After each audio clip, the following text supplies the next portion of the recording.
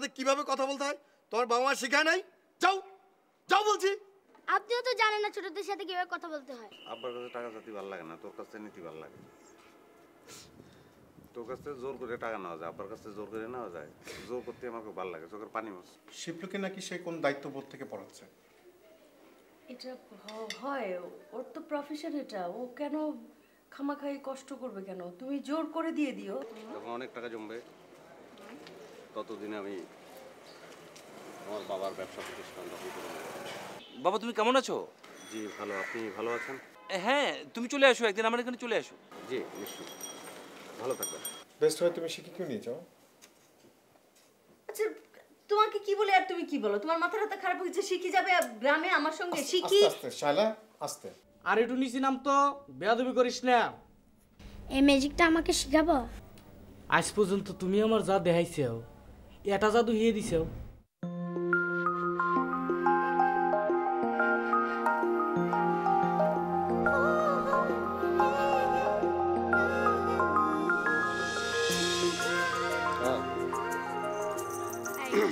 এরকম ভর দুপুরে একটা ইয়াং মেয়েকে SMS দিয়ে উপরে আসতে বলছো, তোমার লজ্জা লাগে না?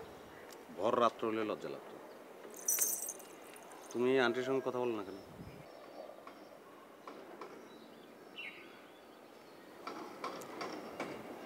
কে বলছো তোমাকে? আমাকে কে বলতে পারে? সেটাই জিজ্ঞেস করতেছি, কে বলছে? আমাকে আন্টি বলছে, উনি তো না বলে পারে নাই। তার সাথে যতটুকুন কথা বলার দরকার ততটুকুন আমি বলি, তার কথা যতটুকুন শোনার দরকার ততটুকুন আমি শুনি। কিন্তু সম্পর্কটা তো দরকারের মধ্যে সীমাবদ্ধ না, দরকারের বাইরেও ভুল বুঝে এই সম্পর্কের মধ্যে আছে। তো কেন কথা বলো না? তুমি যে কথা বলো না তোমার মার সঙ্গে, শুধু তোমার মা। তোমার কি মনে হয় আমার কষ্ট হয় না? শুধু তারই কষ্ট হয়? আমারও তো কষ্ট হয়, এতদিন ধরে আমি তার সাথে কথা বলতেছি না। যেই মা আমাকে জন্ম দিছে, এত বড় করছে, খাওয়াইছে, পড়াশোনা করাইছে, সেই মায়ের সাথে আমি কথা বলতেছি না। আমার কষ্ট হইতেছে না? আমাদের দুজনের কষ্ট দেখে আমার বাবার কষ্ট হচ্ছে না? যে আমার আসল বাবা এত বছর পর আমাকে দেখছে, তার মেয়েকে পাইছে, তার কষ্ট হইতেছে না? তুমি আজকে এই কথাগুলো বলছো, তুমি ম্যাচিউর শিখে যখন ম্যাচিউর ছিল তখন তার মার পক্ষে বলা সম্ভব ছিল না যেটা তোমার বাবা না। তোমার কথা শুনে মনে হইতেছে যে আমি মানুষের মানে ইনম্যাচিউর মানুষের বাবা মার ব্রেকআপ হয়ে যায় না। পৃথিবীতে এরকম অসংখ্য কাপলস আছে যাদের ব্রেকআপ হয়ে গেছে, তাদের সন্তানকে তাদের ব্রেকআপের কথা বলা হয়েছে। পৃথিবীতে একমাত্র শিখেই ইম্যাচিউর ছিল না যখন তাদের বাবা মার ডিভোর্স হয়ে গেছে। আচ্ছা ঠিক আছে, তাদের মধ্যে সেপারেশন হয়ে গেছে। আমি যখন ইম্যাচিউর ছিলাম সে আমাকে বলে নাই, আমি ম্যাচিউর হওয়ার পরে তো সে আমাকে বলে নাই। ম্যাচিউর হয়ে যাওয়ার পরে সে তো আমাকে বলতে পারতো যে দিস রিজন আমরা সেপারেট হয়ে গেছি। না, আমাকে মানুষের মুখ থেকে শুনতে হয়েছে। মানুষ আমাকে খোঁটা দিয়ে বলছে যে তোমার আসল বাবা এইটা না, যেই বাবাকে আমি এতদিন ভালোবেসে আসছি, যে বাবাকে আমি বাবা বলে জেনে আসছি। ভুল সবারই হয়, ভুলের জন্য দুজন মানুষের সেপারেশন হতেই পারে। ধরে নিলাম আমার বাবা মার মধ্যে আমার বাবার ভুল ছিল। ওই মানুষটাকে দেখে তোমার কি মনে হয় ওই মানুষটার ভুল হয়েছে, ওই মানুষটা ভুল করছে? ওই মানুষটা যদি ভুল করেই থাকতো তাহলে এত বছর পর এসে আমাকে খোঁজার জন্য চেষ্টা করতো না, আমার সাথে কথা বলার চেষ্টা করতো না। আমি যখন মানুষের মুখ থেকে জানতে পারছি আমার আসল ঘটনা, আমার পাস্ট, আমি আমার মাকে জিজ্ঞেস করছি, তখনও সে অস্বীকার করছে, তখনও আমার কাছে সত্যটা সে বলে নাই। কেন তখন বলতে পারতো না? আমাকে মানুষের মুখ থেকে কেন শুনতে হবে? সে আমাকে বলতে পারতো না যে আসল ঘটনাটা কি আমার বাবা কেন ব্রেকআপ হয়েছে? কিছুই তো সে আমাকে বলে নাই। তুমি একটা জিনিস বুঝতে পারছো না, তার অসহায়তা ওই জায়গায় যে তোমাকে এই কথাটা সে বলতে পারেনি। তোমাকে সে ভালোবাসে বলেই তো এই কথাটা তার মুখ দিয়ে আসেনি। আমি আমার মাকে অসম্ভব ভালোবাসি, এবং আমি আমার মাকে ভালোবাসি বলে এক্সপেক্ট করছিলাম যে আমার মা আমার কাছে কোনো কিছু গোপন করবে না, আমার যে ট্রাস্ট তার উপরে ছিল সেটা জীবনেও সে ভঙ্গ করবে না। তার এক্সপেকটেশন, আমার এক্সপেকটেশন নাথিং।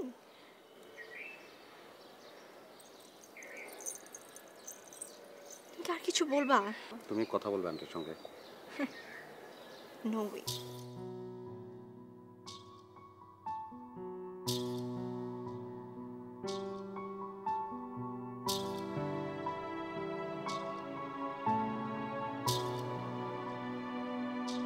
দুলনা একা একা দুলতে পারে না।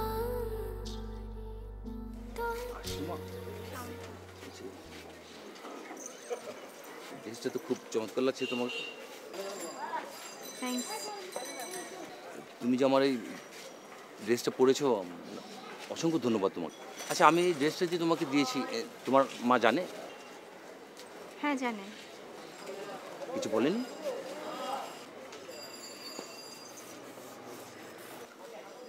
আচ্ছা, এই তুমি যে আমার সাথে দেখা করতে আসো, তোমার মা কি কিছু বলে? আমার একটা ক্লাস আছে, আমি আসি। মাসি কি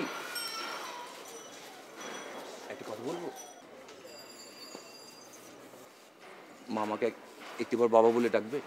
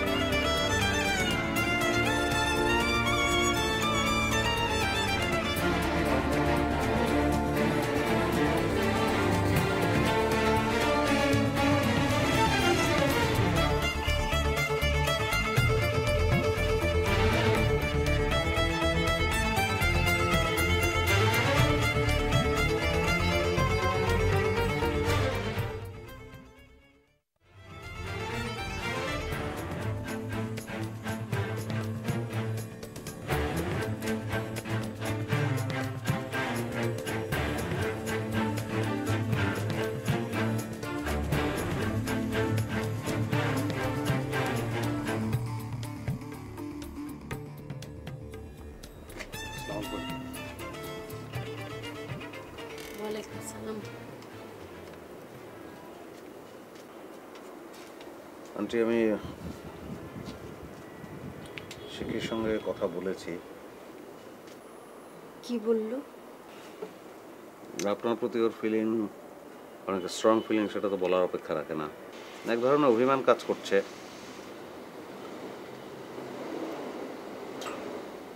আসলে একটা ঘোরের মধ্যে আছে ও। মানে ও যখন থেকে জানলো যে ওর বাবা শরীফ আঙ্কেল না, তখন থেকেই এই বিষয় নিয়ে তো আমি অনেকবার ওর সঙ্গে আলোচনা করেছি, কিন্তু কোনোভাবে বোঝাতে পারিনি, কোনো যুক্তি ও মানতে চায় না। এখন ওর আসল বাবাকে দেখার পর থেকে ওর মনে হয়েছে যে এই লোকের কোনো দোষ হতে পারে না, সব দোষ আপনার। আমার মেয়েকে ছোটবেলা থেকে মানুষ করেছি আমি, আমার সাধ্যের বাইরের ভালোবাসা দিয়ে। শরীফের সঙ্গে বিয়ের প্রধান শর্ত ছিল আমার মেয়েকে সীমাহীন ভালোবাসা দিতে হবে, এবং শরীফ সেটা করেছে। এক সেকেন্ডের জন্য শিখি বাবার অভাব বোধ করেনি, এক সেকেন্ডের জন্যও না। জহির, তুমি জানো যে তোমার আঙ্কেল কি পরিমাণ ভালোবাসে শিখিকে। আর আমার মেয়ে ওর বাবাকে দেখে এক মুহূর্তের মধ্যেই আমাকে দোষী মনে করলো। এটা এটা কোন যুক্তিতে পড়ে জহির? না, এর কোনো যৌক্তিক ব্যাখ্যা নাই। আসলে ও যখন জানতে পারলো যে শরীফ আঙ্কেল ওর বাবা না, আমার মনে হয় আর কি যে তখন থেকে হয়তো আসল বাবাকে দেখার জন্য ওর একটা মনের ভিতর হাহাকার তৈরি হয়েছিল, সেটা স্বাভাবিক। এবং সেই কারণেই হয়তো ওনাকে দেখার পরে ওর মনে হচ্ছে যে উনি দোষী না। এটা একটা ভুল, ইচ্ছাকৃত অন্যায় না। আমি নিজে অনেকবার ভেবেছি যে এই কথাগুলো আপনাকে বলা ঠিক হবে কিনা, তো ফাইনালি আমার মনে হয় যে বলাই ঠিক হবে। তাহলে সেই অনুযায়ী আপনি ওকে ট্রিট করতে পারবেন। আসলে আন্টি কিছু মানুষ থাকে, যেমন আপনি বললেন যে এটা আগুন, হাত দিলে হাত পুড়ে যাবে, সে শুনবে, কিন্তু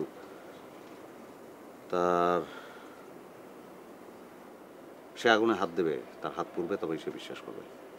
মানে এটা কি বলবো, ও দীর্ঘ সময় তো আপনার সঙ্গেই বসবাস করলো, কিন্তু ওর বাবাকে এক নজর দেখেই ওর মনে হলো যে সে দোষী না। এটা আর মনে হওয়ার পর্যন্ত কোনো যুক্তি নাই। এটা তো এক ধরনের ঘোর কাজ করছে, নাহলে তো এরকম হওয়ার কথা না। আপনাকেই তো সবচেয়ে ভালো বোঝে শিখি, কিন্তু তারপরেও এরকম হচ্ছে। আমার মনে হয় যে শিখি আপনাকে বোঝে, মানে বোঝা আর ফিল করা তো আলাদা কথা।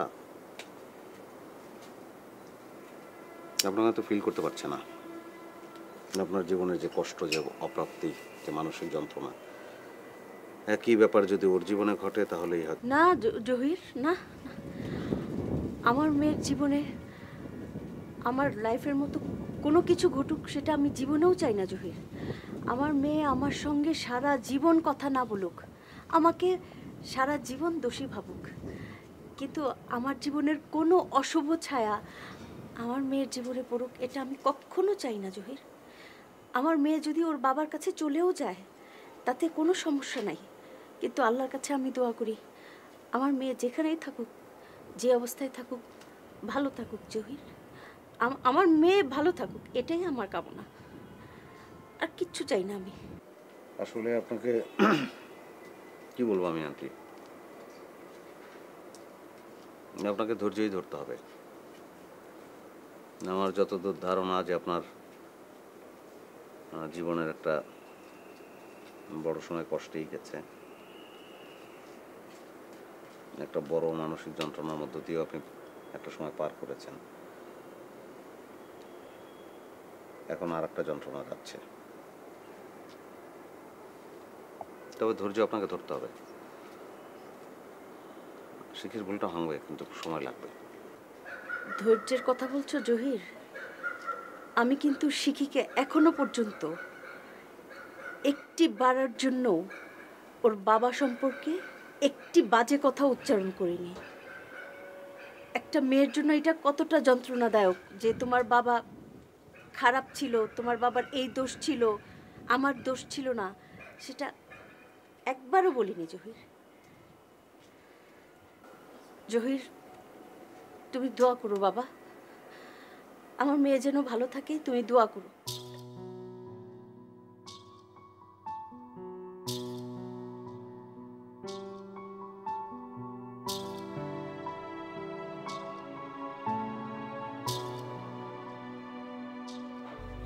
এই শিকিকে দেখছি না, যে শিকি কোথায়? শিখি ভার্সিটিতে গেছে। ও আচ্ছা, ও ভার্সিটিতে যায় এখন না রেগুলার? তাহলে যাচ্ছে তো। আচ্ছা, ও যে ভার্সিটিতে যায় না, ও কোনো ফ্রেন্ডদের বাসায় বসে মন টন খারাপ করে, তুমি কোনো খোঁজ খবর রাখো? শিখির সেই খোঁজ খবর নেওয়ার ক্ষমতা আমার নেই।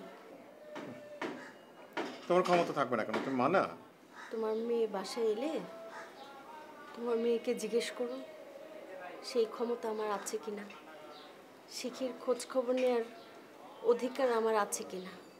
আচ্ছা ঠিক আছে, জিজ্ঞেস করবো। তো আসলে একটু আমাকে জানাও প্লিজ। হ্যাঁ,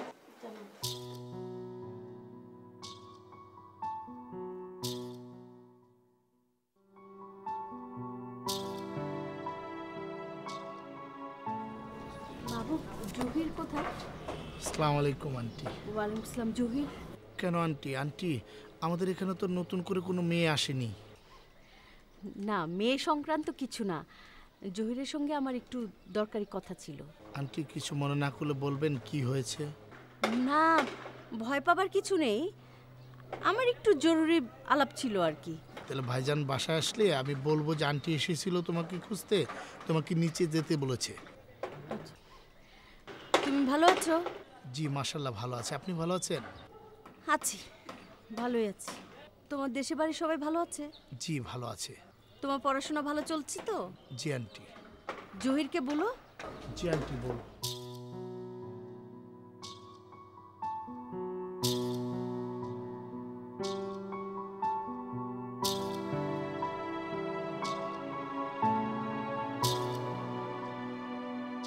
মা, আমি তোমাকে একটা ম্যাজিক দেখাবো। ম্যাজিক? ইয়েস। এখনই দেখাতে হবে? হ্যাঁ, তুমি এটা রাখো, আমি তোমাকে দেখাচ্ছি। দেখাও তোমার ম্যাজিক। দেখো, এই কালো কাপড়টার ভিতরে কিছু আছে, দেখো। নাই? হ্যাঁ, এই 10 টাকা, এটা একটা 10 টাকা, দেখো। 10 টাকা। এই 10 টাকাটা এই কালো কাপড়টার ভিতরে ঢুকালাম। এখন তুমি 1 থেকে 5 পর্যন্ত কাউন্ট করো। 1 2 3 4 5। 5।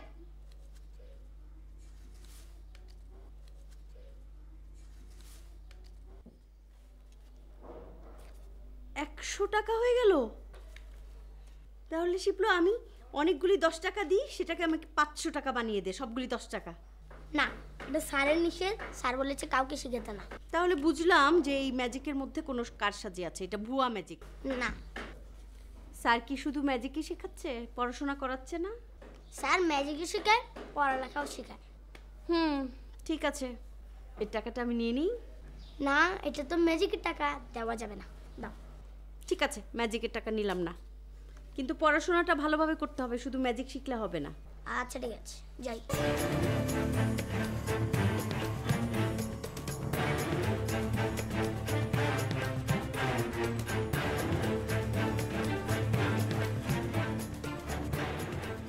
আদাগুলো শুকিয়ে যায়, বুঝেছিস?